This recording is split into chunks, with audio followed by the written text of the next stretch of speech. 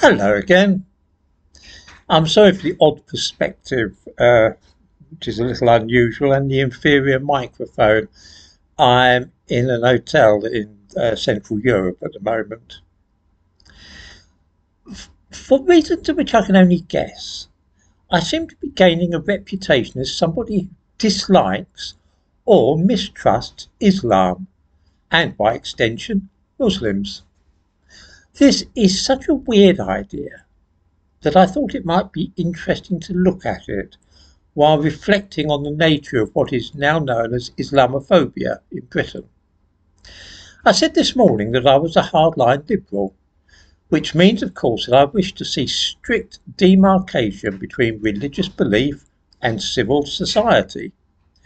In other words, while happy for people to attend synagogues, churches, or mosques, this must be a private affair, and ordinary life must not be geared around this or that religious faith. In this country, such interference in our lives due to religion was once very common. Christianity had quite a hold in this country, and we still see traces of it remaining in such things as the Sunday trading laws, which mean, for instance, that supermarkets open later on Sundays than on the other 6 days of the week. This is a relic of Sabbath observance, of course, and at one time cinemas and sporting events were, for the same reason, banned in this country on Sundays. There were also laws about blaspheming against the Christian faith. All this is to me quite wrong. I am happy for people to attend church on Sunday. I sometimes do so myself. But I do not see why my supermarket should be compelled by law to remain closed while they do so, which is in effect the case now. In other words, we need a strict separation between church and state, between religion and ordinary life. Many Muslims in Britain feel that this is not a desirable state of affairs. They think it would be better if people were obliged by law to respect their religion, and that schools and public spaces should be subject to Muslim rules.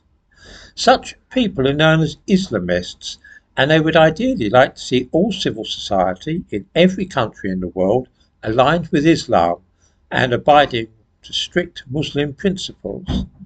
This, to me, is a very bad idea. How do we see this tendency in Britain? Well, does anybody remember the teacher in Yorkshire who tried to discuss Islam with his pupils and showed them some perfectly legal images to which very strict Muslims objected? Pickets of the school were organised, death threats made, and the teacher was driven into hiding. This is Islamism. Those people believe that our schools should follow the rules which govern Muslims. That's why many schools and hospitals now serve only halal food.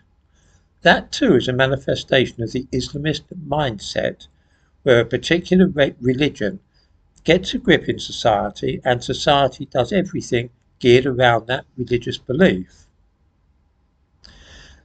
For my own part, I am very keen on Islam, and I never miss a chance to visit or pray in any unusual or well-known mosque which I come across.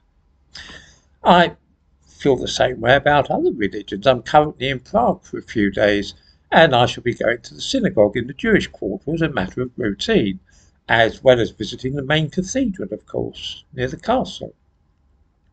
When I've been in Muslim countries, it's mosques that I go to. For example, I'm a great fan of Sufism, sometimes known to Westerners as the Dervishes. I made a long detour once when travelling across Turkey so that I could visit a city called Konya, which was once the centre of Sufism in the Ottoman Empire. There's a tekke there. It's something like a Sufi monastery. The Sufis, by the way, are mystics. They believe in direct union with the deity. In other words, a personal experience of God rather than that mediated through Orthodox religion. Omar Khayyam, the author of the Rubaiyat, was a Sufi, or some think that he was a Sufi, or at the very least sympathetic to Sufi beliefs. You can get some indication of Sufism from thinking about that verse from the Rubaiyat, in which he talks of a loaf of bread, a jug of wine, a book of verse, and thou beside me in the wilderness, What sort of Muslim would want a jug of wine? Well, to the Sufis, that was perfectly par for the course. In Cyprus, when I was there, this was nearly 50 years ago, I made a point of going to the old mosque and tekke of Hala Sultan, which is the fourth most holy site in Islam, and also was once a tekke. It's a holy site because the aunt's prophet fell off a mule there and broke her neck during an early jihad, and so she was buried there. That's where her tomb is. Those who suggest that I am opposed to Islam are, I'm sorry to say, ignorant peasants who know nothing about either Islamism, Sufism, or any other aspect of modern Islam. Most of them have never even set foot in a mosque.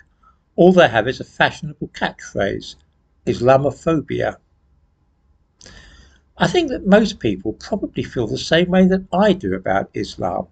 They don't care about people wishing to go to mosque any more than they do about those who attend church or visit a gurdwara or for Sikhs. It's when people try to get their religion to be tangled up in our day-to-day lives, in schools or in hate crime laws on the internet, that eyebrows are raised. There is a suspicion that although the old blasphemy laws relating to Christianity have been done away with, that there are those Muslims in Britain who would like to see a new bunch of laws brought in to enforce respect for Islam and to make it illegal to say horrible or offensive things about that faith. That would be a retrograde step, and it is against the creeping influence of such Islamist moves that I am resolutely opposed. The reason that I'm talking quite a bit about Islam in recent weeks is very simple. We are seeing every week now in London marches in support of an Islamist organisation, or at the very least backed by an Islamist organisation, namely Hamas.